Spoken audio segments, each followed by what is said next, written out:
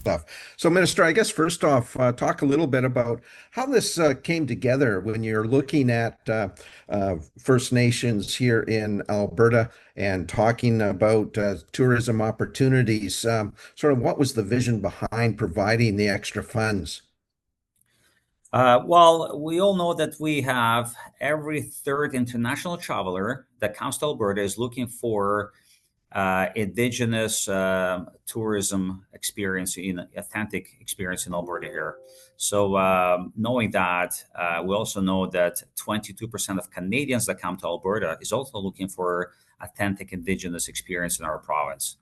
So this led us to, you know, get together and see how we can increase and help, giving that tourism is one of our strategy in our province.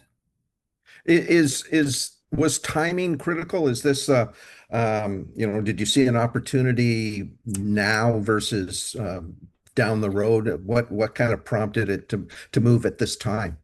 Well, we had several requests for a few chiefs and organizations in Alberta to that wanted to expand, Indigenous tourism in our province, and this is one of our strategy of our tourism strategy of Alberta, and Indigenous is a big part of it.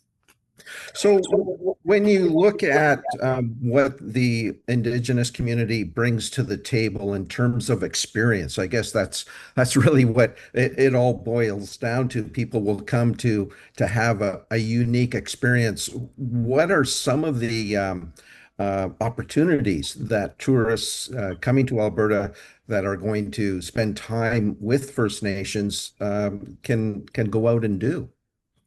Well, there's few, and actually have a list here that we put together. I think one of the biggest one is Métis Crossing. I don't know if you've ever been there, but this is absolutely, it's about an hour and a half northeast of Edmonton. And it's fairly new, where you can go there and you just immerse into Indigenous Métis experience in our province. You know, with interacting with some animals that they have there, bisons and elks, I think as well. It's a beautiful opportunity to have that Indigenous experience. But there's also a drift out west of fly fishing opportunity that you can go on and experience. There is the woods experience. There's quite a few actually.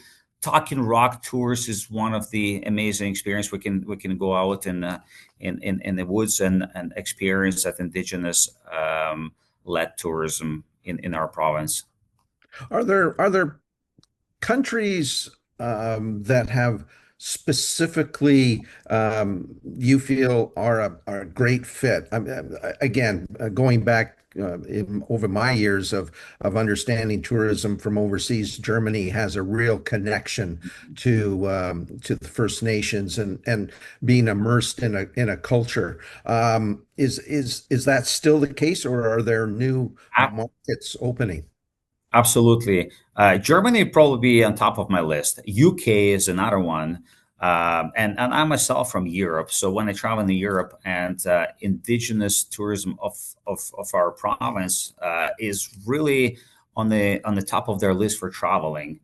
In terms of emerging markets, I think Japan would be a perfect example, that actually emerging market for travel to Alberta, and specifically Indigenous tourism in our province. So I guess specifically when it comes down to the $6 million investment that the government has made into this program, how is that money being distributed or being used to support the various groups that are coming to the table? Well, I want to start that since 2021, we've invested $12 million into this program. And specifically to your question, $6 million is spread $2 million every year over the next 3 years. So it's a steady influx of the $2 million in support of that in for the our province. If you give me 1 second, we need a charger for this computer because the battery is getting low. Um, to answer your question, it's $2 million over the next 3 years. will total of $6 million. And regionally, are we seeing, you mentioned some of the opportunities in and around the Edmonton area and perhaps up into the Rocky Mountains. Are we seeing other regions of Alberta starting to develop something? Absolutely. We have few nations from north of Alberta is also reaching out to us and indicating that they want to participate and they want to be part of our strategy. And we are in conversations with few nations. Uh, but I would say that it is throughout the whole province where we have that interest to participate in Indigenous tourism, because our Indigenous people, they want to share this story, but there is a growing demand around the world to come and hear the story. In terms of seasons, I can only imagine that maybe there might be an opportunity for some northern communities to highlight the northern lights and provide maybe even and I don't know if this is something, but perhaps a buffalo experience. I don't know, but. Is that something that you see maybe expanding the season of tourism?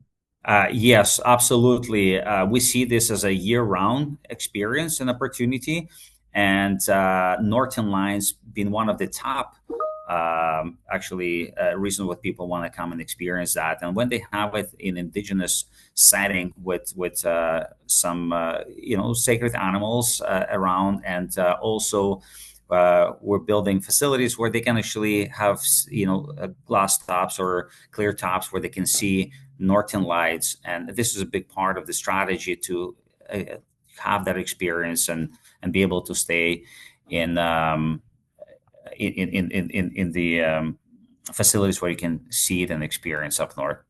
We'll leave it there. Thank you so much for your time and continued success with this very unique program.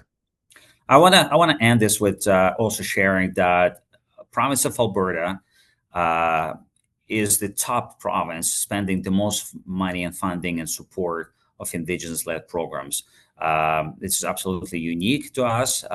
There's no other province or territories that's spending so much to advertise and support Indigenous-led programs as our province does. So we are partnering with Indigenous companies. We're supporting them, and we're helping them advertise and showcase their tradition and their way of living in our province. So we're proud of being the top on the list of investing into Indigenous tourism in Canada.